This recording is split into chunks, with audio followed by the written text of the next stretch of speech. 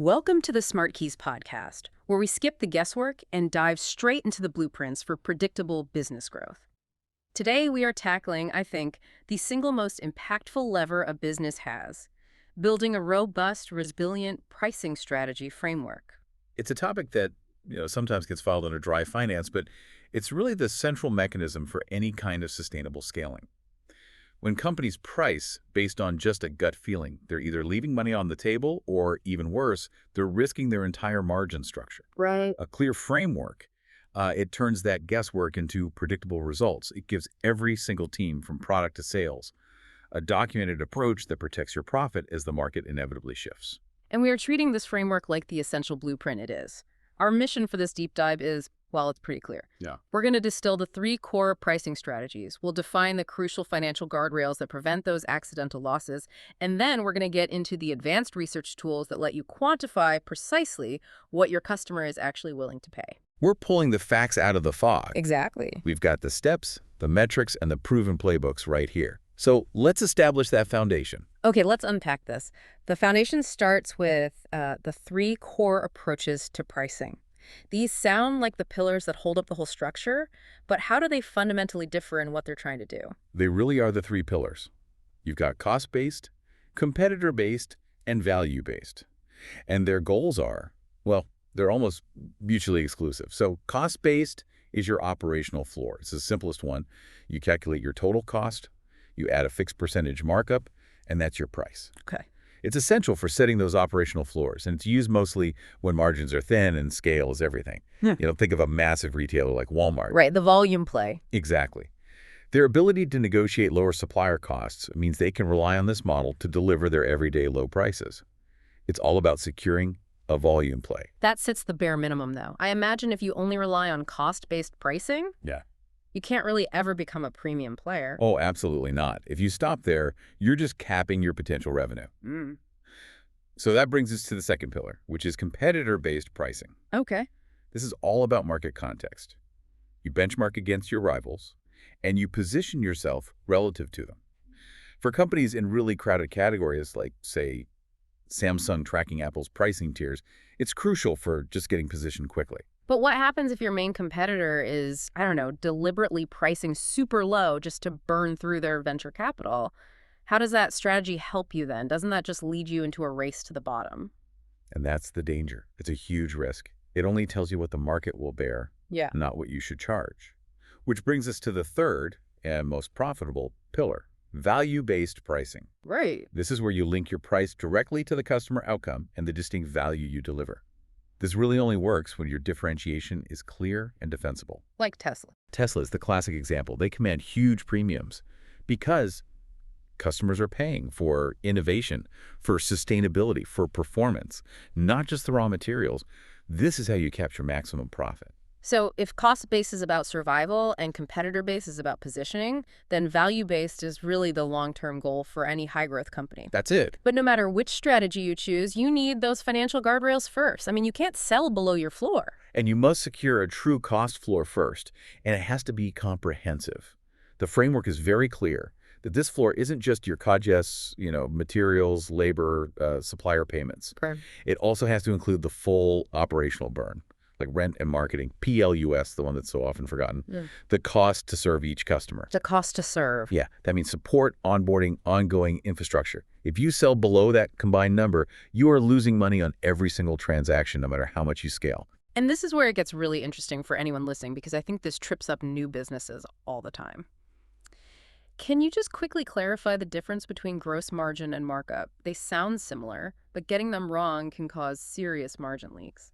It is such a critical distinction.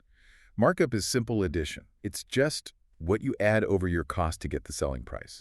So if something costs you $50 and you add a 100% markup, the price is $100. Right. Gross margin, on the other hand, is a measure of profitability relative to your revenue. It's the percentage of revenue left after your direct costs, so profit divided by price. Ah, okay. So if my cost is $50 and I sell it for $100, that's a 100% markup, but it's only a 50% gross margin. Exactly. And tracking margin is what truly matters because it defines the room you have for safe maneuvers. If you run a 50% off promo, your margin tells you instantly if you're losing money, or just taking a smaller profit. Markup doesn't give you that same operational safety buffer. That clarity is just essential.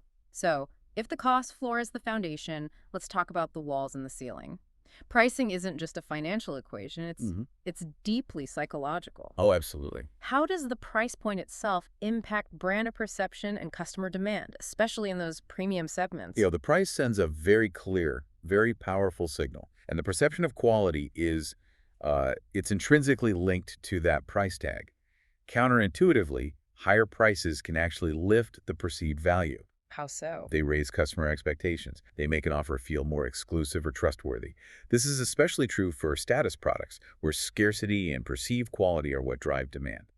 The big caveat, though, is that you have to pair that premium price with proof, with tangible outcomes. You have to justify. You have to justify the high signal. That makes sense for the high end. But what's the risk of pricing too low? I mean, so many companies just default to discounting to try and boost sales. The risk of persistent low prices or heavy discounting is that it just severely erodes trust. It suggests to a repeat buyer that the product might be poor quality or that the company lacks confidence. Customers pay for certainty just as much as they pay for features. And if you're always the cheapest, you're often signaling poor quality, and you end up repelling those profitable repeat buyers. So you have to anchor against competitors. You have to anchor against competitors to signal fair value, and if you are pricing above that average, your justification needs to be instant, clear, and based on outcomes. But that value ceiling, internal teams often have wildly different opinions on that. The product team thinks the new feature is worth 50% more. Sales just wants the lowest number possible to close a deal. Always. So how do we actually test that perceived value before we launch? We need objective data, not just opinions. This is exactly where advanced research becomes the key differentiator. The framework we're looking at explicitly favors a modern approach. Conjoint analysis, sometimes known as discrete choice modeling, over some of the legacy tools like Van Westendorp. I think everyone listening has probably guessed wrong on price at some point. So let's talk about the tool that removes that emotion, that guesswork. Why is conjoint analysis so much better? What's really fascinating here is its accuracy. Legacy tools, they just estimate these broad price ranges based on hypothetical questions. Conjoint analysis actually measures real-world trade-offs. Okay. It forces customers to choose between competing bundles of features at different prices. Product A with 3 features at price X versus product B with 5 features at price Y. This process lets you accurately quantify the price sensitivity of specific feature mixes. Wow. So it's not just about the price, it's about the value of the whole package. It's incredibly actionable. It allows companies to run simulators, to model bundles, tiers, and even predict exactly how different customer segments will react to a competitor's price move. You can validate that your proposed price sits inside that acceptable, profitable range before you ever launch. Knowing your floor and having a market-validated ceiling is a massive advantage. So let's talk about tactical plays, these short-term, deliberate moves that can shape demand and capture specific markets. How do these help a business stay agile? These plays are they're short-term maneuvers to achieve strategic goals. They allow a business to really aggressively manipulate market dynamics. The source outlines 4 key examples. First, you've got penetration pricing. This uses low initial prices to win market share, and fast. Think of Virgin America when they launched. They used lower-than-average fares to get into a really competitive market quickly. The whole goal is to accelerate adoption. But doesn't a play like that compromise your ability to go premium later on? How do you manage that transition without alienating all your early customers? That's the inherent risk, you're right. The key is to communicate that the low price was a limited-time introductory offer, or maybe it was for a limited feature set. If you pull it off, you can actually transition to the opposite play, price skimming. The Apple model. The Apple model, exactly. Price skimming sets really high prices at launch to capture maximum revenue from the innovators, the people who are less price sensitive. With new iPhones, prices start high and only drop after that initial demand is met. You're capturing profit from the passionate early adopters. And the final 2 are a bit simpler, but still really effective. Premium pricing signals high value and targets those selective, quality-focused customers to secure high margins. Think of a consulting firm like McKinsey. Right. And then bundle pricing, which just combines items into one price. It boosts appeal, raises your average order value. The classic is a McDonald's Happy Meal or a software suite. That's smart. Before we move on, we have to touch on the distinction the source makes between pricing strategies and pricing models. Hmm. It sounds like mixing those two up is a really common mistake that leads to weak margins. It's one of the most common organizational errors, models and strategies. They're not interchangeable. A model decides how you package and deliver the offer. Is it a subscription, flat rate, tiered, freemium? Okay, that's the how. That's the how. The strategy decides how you set the dollar amount within that model. Is it based on cost, competitor, or value? So you might decide a subscription model is best for predictable revenue, but the strategy you use to set that $9.99 month price has to be based on a clear value-based approach. Precisely. You have to match the model to how your customers actually buy. Tiered plans, for instance, they're great for anchoring a best value option and segmenting your users. Then you apply your chosen strategy to defend that price point with hard facts about your value and your cost. So this whole deep dive is about sustainable growth, not just short-term spikes. We've built the strategy, defined the floor, chosen the model. What are the key operational elements, the metrics we need to keep this framework alive in a fast-moving market? A well-built price architecture needs continuous governance. This is not a one-and-done exercise. Companies have to set a fixed cadence for price tests and reviews. So it's a living document. It has to be. Mhm. You need clear rules guardrails to prevent margin leaks from random discounts and to make sure your teams are acting consistently, not just emotionally. This constant monitoring is what allows you to adjust to shifts in the market. That raises a really important question. We defined gross margin earlier as that safety buffer. So what specific metrics should we use to govern these price moves and make sure we're prioritizing long-term health? We need actionable, forward-looking metrics. The framework really emphasizes tracking what matters for long-term predictability. So you have to monitor ARPU, which is average revenue per user, and gross margin constantly. Of course. But the two most critical governors are CAC payback time and churn. Why are those two so vital for pricing? Well, CAC payback is essential. It tells you exactly how long it takes to recoup the money you spent to get a customer. If you drop your price too low or if your cost of service too high, that payback period gets longer and longer, and it just drains your cash flow. It chills your growth. It kills your growth. And churn and expansion revenue are just as critical because they validate your perceived value, and therefore your price, is keeping customers engaged and even encouraging them to spend more over time.